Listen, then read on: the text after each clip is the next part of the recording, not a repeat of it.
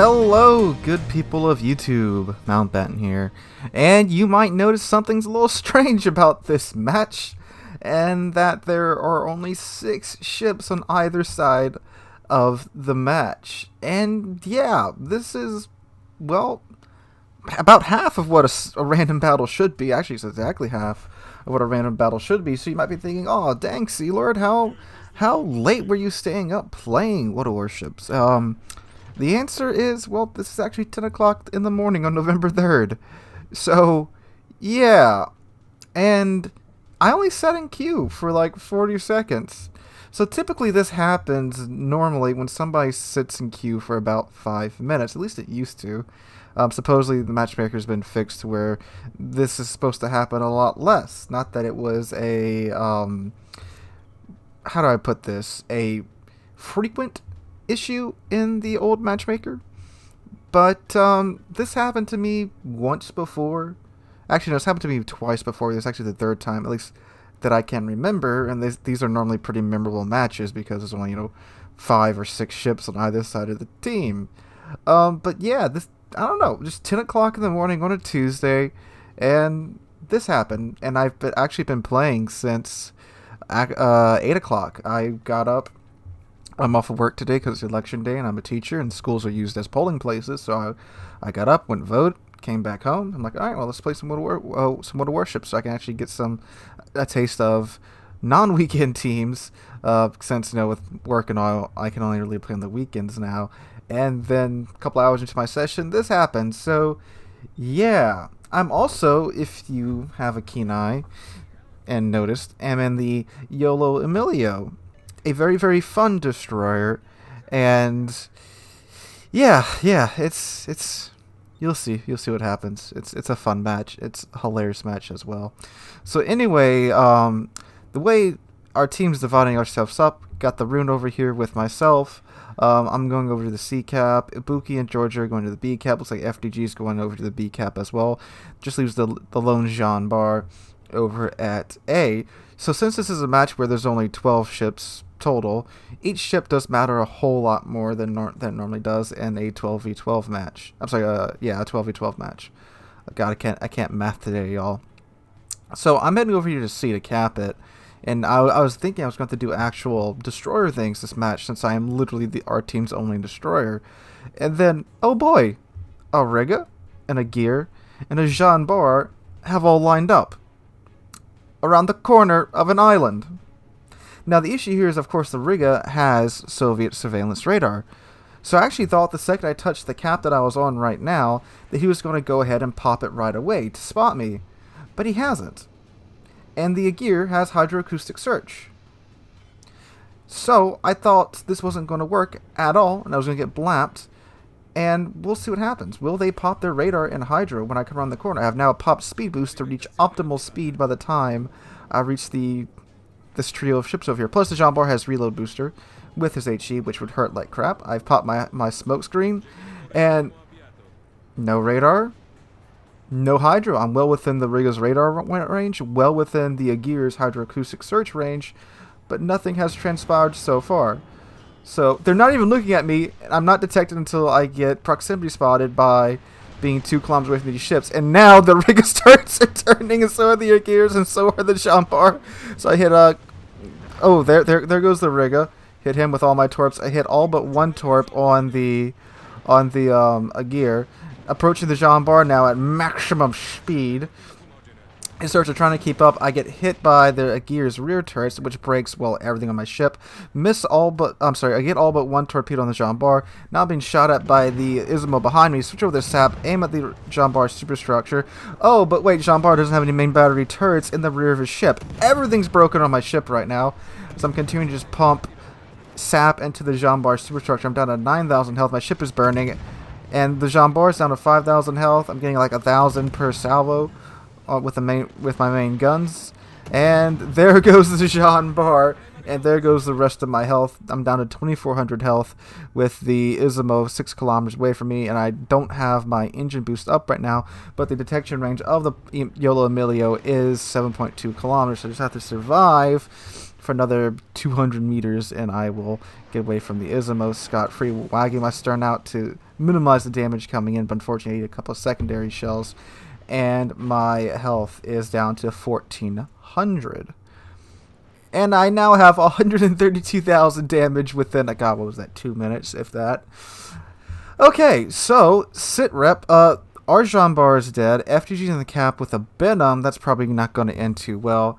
The Agir is now sunk by our FDG, and we are now up 4 ships to the enemy team's 2 ships, but one of those ships is, of course, a full health Izumo.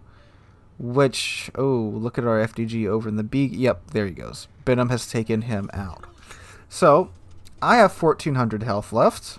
That's not a lot to work with. But the Emilio doesn't need a lot of health to work with in order to be successful. So, this Izumo is sailing to the B cap. Looks like he's trying to link up with his Venom. They're both at almost full health too, by the way. Now, our Rune and Ibuki are also pretty healthy, but, I mean, still, a full health Izumo is no joke. And Izumo has received quite a few buffs since many of you probably played through her the first time, so she is quite formidable now. Her gun's a lot more accurate. That's a big mistake that I just made right there. I did just leave the C cap. I totally should have stayed in that cap and held it for the team, but I didn't want to miss this opportunity to ambush this Izumo coming around the corner of this island. So, really should have stayed in the C cap for like the 4 or 5 more seconds it would have taken, but can't fix that now. I get hard spotted by the Venom, pop the exhaust smoke and the engine boost, which have both just come off cooldown. My torpedo tubes are loaded and ready to go. Izumo is not turning. Oh, now he's turning. He turned a little bit too late there. He really should have, because I was spotted when he was approaching that island. He really should have turned out the second he saw me. But no need to fear. We're cruising at 55 knots now. And we're going to catch up to him quite easily. 55.9 knots before I had to maneuver. So I turn out to get the torpedo tubes ready to go. Proximity spotted. Take a second to dump the torps. And the Izumo's secondary turrets take me out. Will the torpedoes connect? He saw me, he had plenty of time to maneuver. And survey says 1, 2, 3, 4, 5. And there we go. Izumo is taken out. And now the Ibuki and Rune just have a pretty healthy Venom to deal with. Now, I'm not going to sit here and make you guys watch the whole other, I think, like 4 minutes it takes for them to hunt him down. But eventually they do hunt him down, and they do manage to take him out. So, kids, what did we learn from this match? 1, use your radar, use your hydroacoustic search, especially when there's a smoke screen coming at you at about 56 knots. Now, I get it, I wasn't detected or anything, but I mean, I said this in the last Emilio video too. You gotta have good situational awareness. And again, that's why if you guys watch when I play battleships, I'll fire a salvo, pop out of the scope, look around real quick, go back down the scope. For those situations like that, where smoke screens, you don't get the notification that you're spotted or that a ship's been spotted near you, because they haven't been spotted yet. But when you can physically see the smoke screen coming at you, yeah, it helps out certainly a lot more. And a lot of comments in the previous video were asked, how is this balanced? How is this fair? How are you supposed to counter this? Guys, for videos like this and the last Emilio video to happen, and for me to get those types of matches, like I said, you have to not be paying attention. You have to not use any of your consumables that are designed to counter DDs like radar and hydro.